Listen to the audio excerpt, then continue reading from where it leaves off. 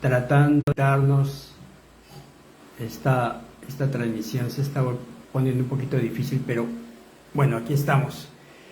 Estamos tratando de tener unos momentos de reflexión desde el libro de Job, capítulo a capítulo, con la intención de acercarnos más a ese Dios compasivo y misericordioso y alejarnos de ese Dios castigador, de ese Dios que los amigos de Job le vendieron y nos quieren vender a nosotros como un Dios que castiga, como un Dios que tiene ojos hasta en la nuca para vigilarnos y luego cobrarnos cualquier error que cometamos. Pero nosotros creemos en el Dios de la compasión, de la misericordia, y nos acercamos cada día más a Él. Y estos textos bíblicos de Job nos ayudan a entender un poco esa transición de ese Dios castigador a ese Dios compasivo y misericordioso.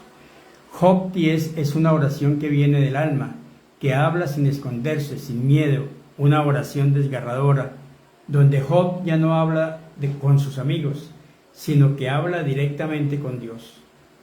Es una experiencia que no niega la realidad y con profundidad mística, Job ya no habla de Dios, sino que habla con Dios y le exige un cara a cara que a mí me parece una cosa supremamente hermosa, bella, significativa, y eso es expresión de una madurez espiritual. Job se desnuda interiormente en un lamento: mi alma está hastiada de mi vida, lamento que miles de personas hoy no se atreven a pronunciar porque los religiosos nos han enseñado a fingir, a estar en victoria, a ponernos la máscara de una espiritualidad infantil y la superficialidad de una sociedad hiperconectada y vacía.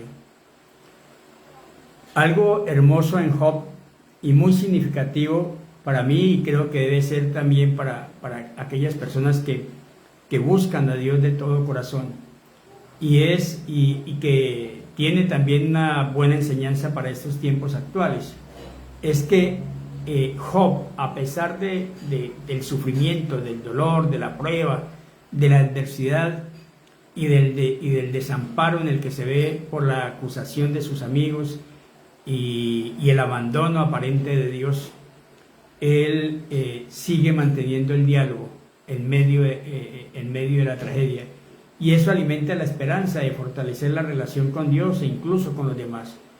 Cuando nosotros estamos en un conflicto, en un problema, en una situación, pero a pesar de lo difícil que sea, somos capaces de hablar, somos capaces de escucharnos un poco, en esa escucha, en ese hablarse, así sea un poco atormentado, se mantiene viva la esperanza de que se puedan restaurar las cosas. Job le recuerda a Dios que si tuvo ese amor para formarlo, así como el artesano a su obra, ¿por qué ahora le hace pasar por esta experiencia? Y esto contrasta con todo lo que nos han enseñado sobre la vida, que es sagrada, que es bella, que vale la pena ser vivida. Job y yo, y seguramente muchos de ustedes, no negamos esta realidad, pero esa gracia o don que es la vida, para muchas personas en Colombia, en América Latina, ese don, esa gracia, parece ser una carga. Y seguramente desde allí mucha gente en el mundo y muchos pueblos como Colombia, Argentina, Chile, Perú y América Latina en general pueden preguntarse: ¿por qué nuestros países tan ricos de recursos y diversidad hay tanta pobreza y desigualdad social? ¿Por qué tanta violencia? ¿Por qué tantos niños mueren de desnutrición? ¿Por qué tantas personas no tienen acceso a la salud, por ejemplo?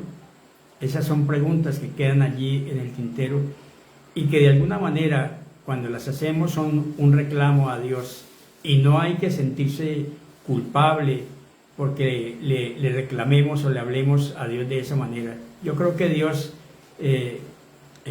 no se incomoda por ello. Probablemente se incomode porque lo olvidemos y realmente no lo tengamos en cuenta. Y aquí Job enseña que estas preguntas no son falta de fe.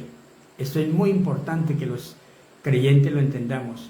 Preguntar, cuestionar, confrontar al mismo Dios si se hace necesario no es una expresión de mala fe, no es falta de fe, al contrario, es fe auténtica, fe madura, fe que puede resistir la pregunta, el diálogo y la transformación.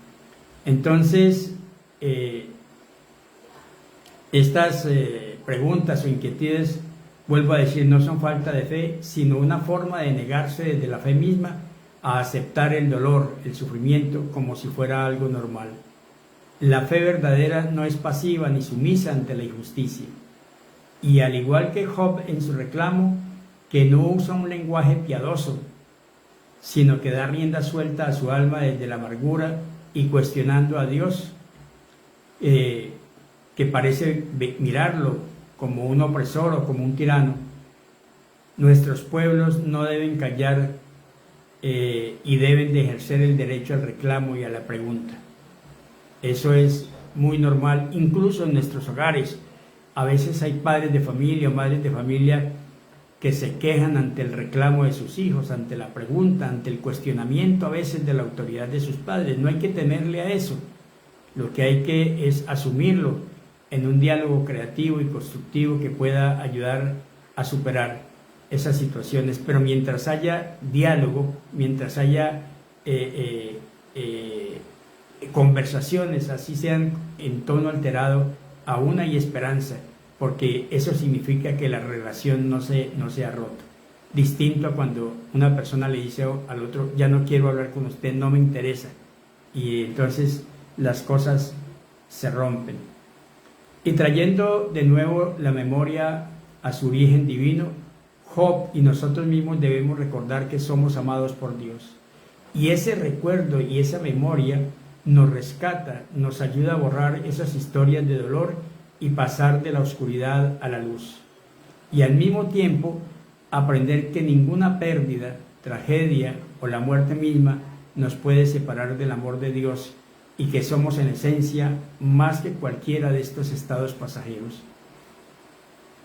Estamos hablando de dolor, de sufrimiento, de injusticias, no como verdades definitivas, sino transitorias y en un acto de respeto al que sufre para comprenderlo y acompañarlo, y aprender cómo atravesar ese dolor con dignidad, con valentía, con coraje, con fe, con optimismo. Hoy requerimos, amados hermanos, un cristiano más místico y contemplativo, menos dogmático y conceptual, más existencial y experiencial, para descubrir al Dios que está detrás de las prédicas y doctrinas y que surge en el silencio cuando soltamos todo lo que creemos ser. Cristianos con una rica vida interior, que no huyan de sí mismos, que sean capaces de habitar sus sombras, sus miedos, y conozcan a Dios no de oídas, sino por medio de la experiencia. Y finalmente, 3 preguntas para reflexionar. ¿Qué recuerdo o recuerdos amorosos están pendientes en tu vida, aún en los momentos difíciles? ¿Qué diferencia encuentras entre hablar de dolor y no quedarse atrapado en él?